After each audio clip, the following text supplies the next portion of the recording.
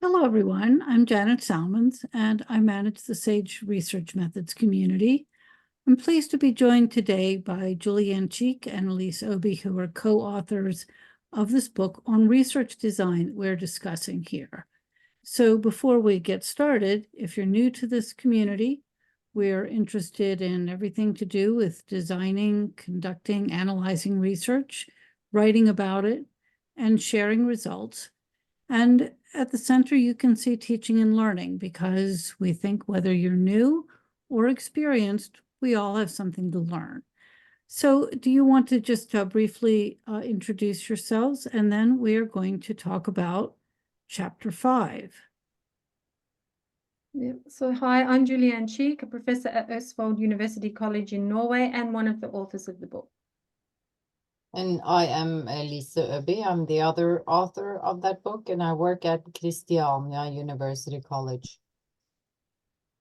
So in this chapter, you start your discussion of qualitative and quantitative approaches to research by stating that the standard way of differentiating them, that is by points such as different forms of data they produce, or whether they're inductive or deductive, is too simplistic.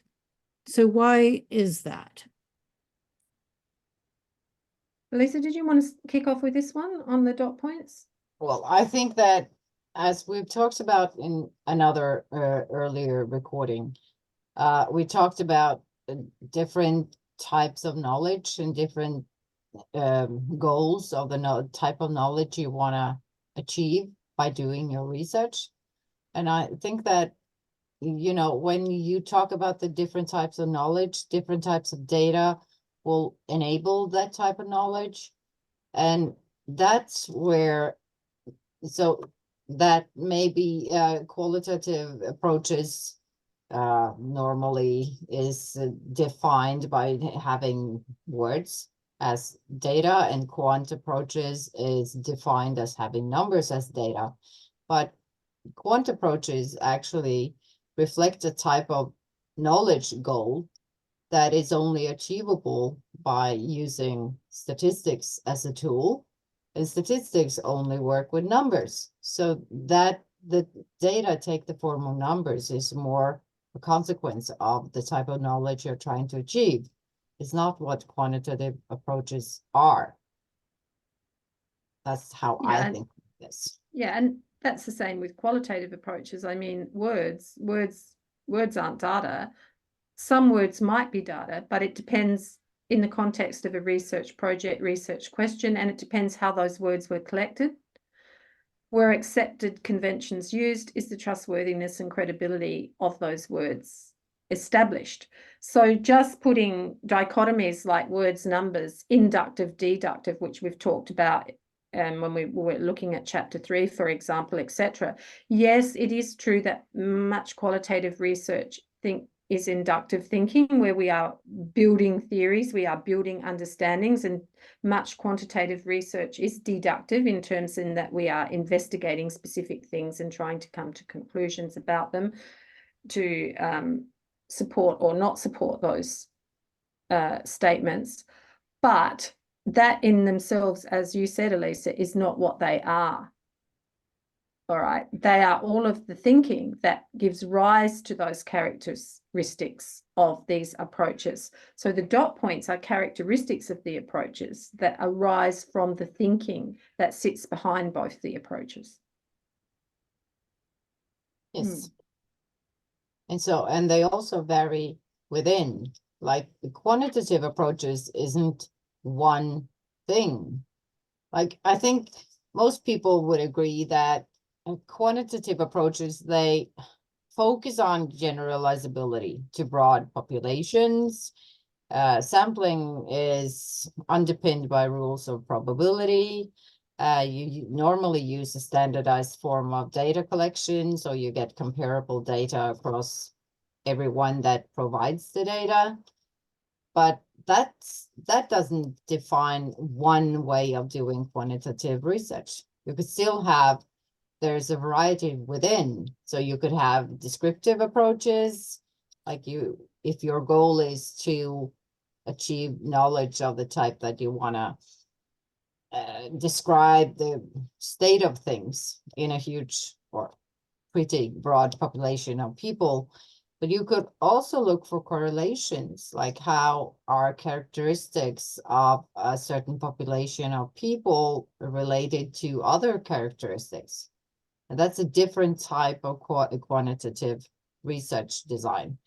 And a third one would be if you're looking for like cause effect type answers, what causes this and what causes that. That's a totally different way of doing quantitative research. So quantitative research designs, they're not one thing, Mhm. and they require different types of thinking and different types of data collection. And I think it's important that when we talk about quantitative research, it's not one thing. And we also emphasize this in chapter 5 of our book, and we have a diagram of like the main types of quantitative approaches, and we also have that for qualitative approaches. And maybe you would talk a bit about that, Julianne.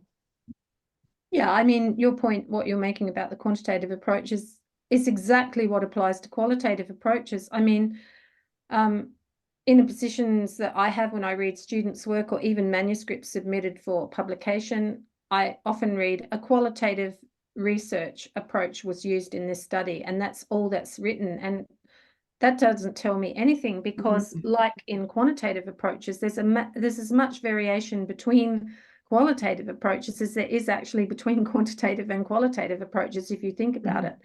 And so for example, we've listed some of the key qualitative approaches that people might be thinking of using: arts-based research, phenomenology, discourse analysis, oral history, grounded theory, ethnography, narrative analysis, critical theory, case study, action research, and I could go on and on and on. So, just telling us that somebody is using a qualitative research design is totally insufficient. What that tells me is probably inductive, probably set in constructiveness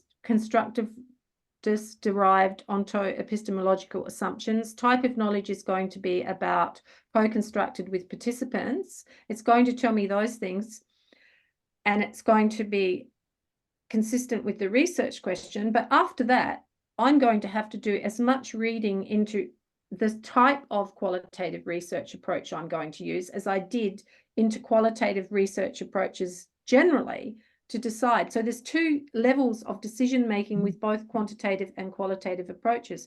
The first one is which one suits the question, a broadly qualitative or a broadly quantitative approach related to some of that dot point material.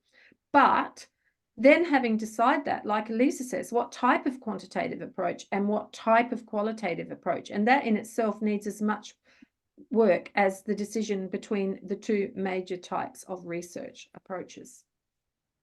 Well, to kind of dig into this a little bit more, you emphasize that qualitative and quantitative approaches enable different forms of knowledge. Can you explain what you mean by this? Well, quantitative approaches, they generally enable us or the researchers to detect like general patterns in large groups of people. It could be patterns about relations between characteristics or patterns of what's going on in a larger group of people. That would be the study population. So it generally gives us the tools, or the type of knowledge we're seeking would be about general patterns, and then it maybe even to make predictions based on the general patterns we see, like predictions on what will be the state of things in this population in a certain amount of time. But you don't get like the individual specific, context specific, in-depth understandings of what individuals' experiences and how their perceptions are about certain things. You wouldn't get that if you choose to do a quantitative study, because you don't get data that would enable that sorts of conclusions. And then qual, maybe Julianne, you would have the better words to explain the type of knowledge that qual enables.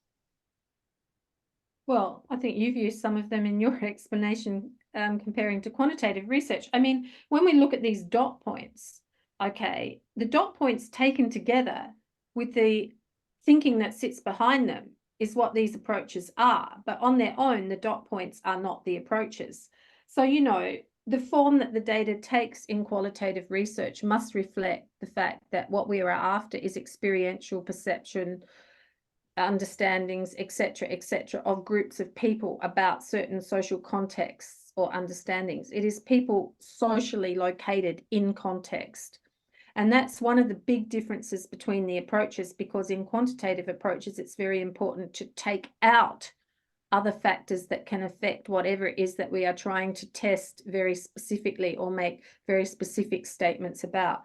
So in qualitative research, the context matters. Mm-hmm. It matters. It's as much a part of the data as the interview material or the whatever else. I think that's important. The logic is different. Okay, I'm wanting to develop theory. I'm wanting to think inductively. I'm wanting to come from the ground up. Yes, I can move between inductive and deductive thinking in qualitative research, but overall, I am interested in discovering what is and how it came to be the way it is and what sustains it in being the way that it is. Okay, it's a different type of thinking.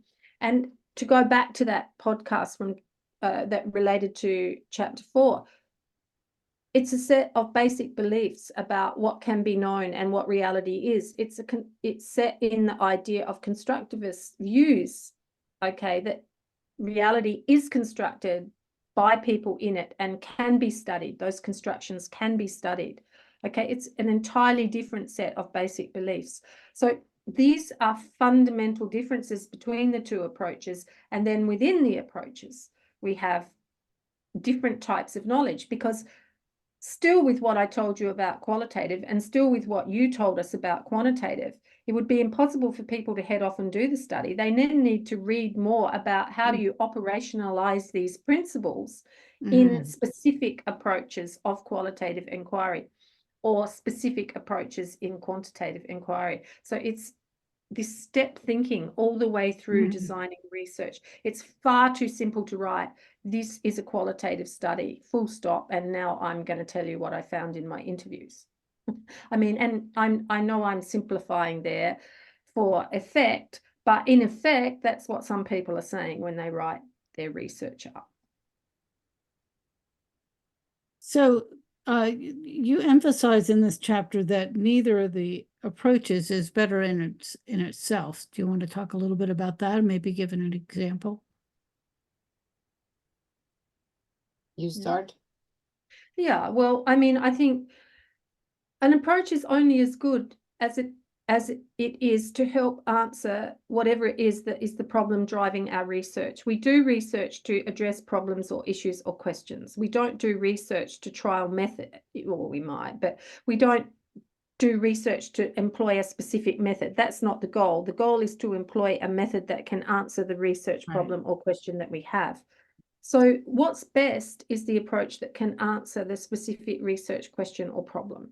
So I can't answer which is better until I know what I need to know about and why I need to know about it and what I want to be able to say something about at the end of my research. What's not best and what's not better is using an approach that cannot give me the information or data to answer the research question, right? That's a fatal error and fatal flaw in the research. And we see that.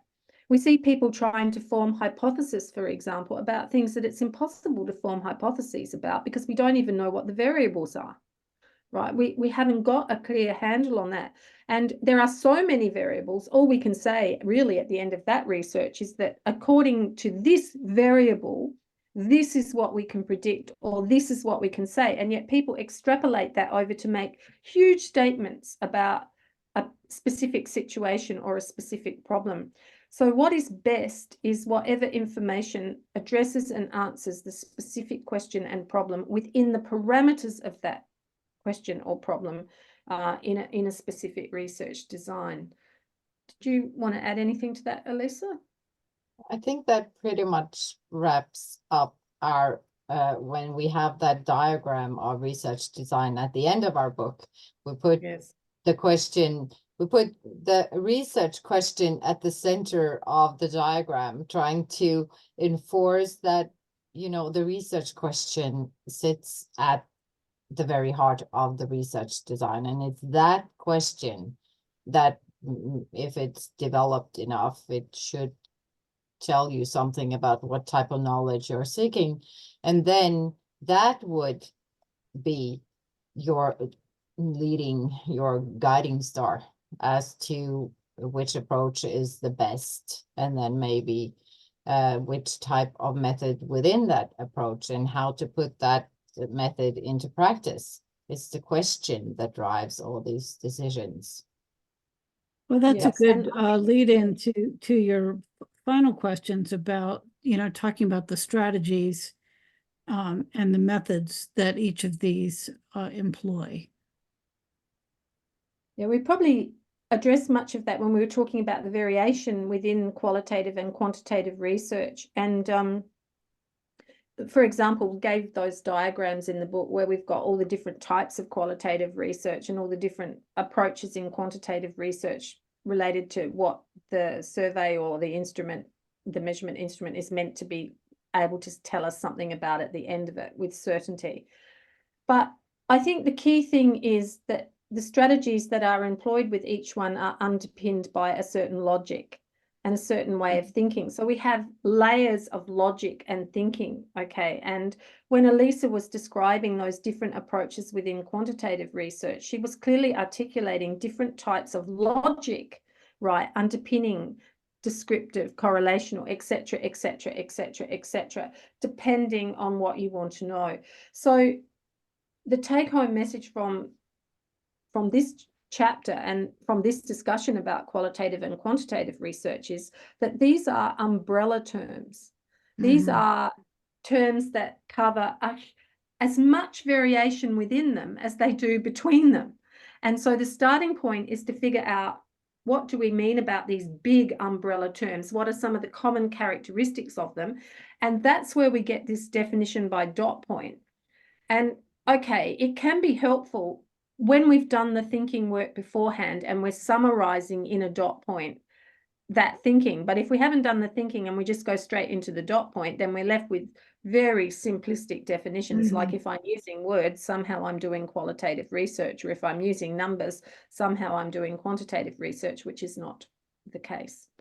Well, I'm smiling because when I was a student at Cornell University, I had a work study job, which they didn't really explain to me what I was doing at the time as a, you know, fledgling undergraduate. But later on, I went, aha, that's what they were doing.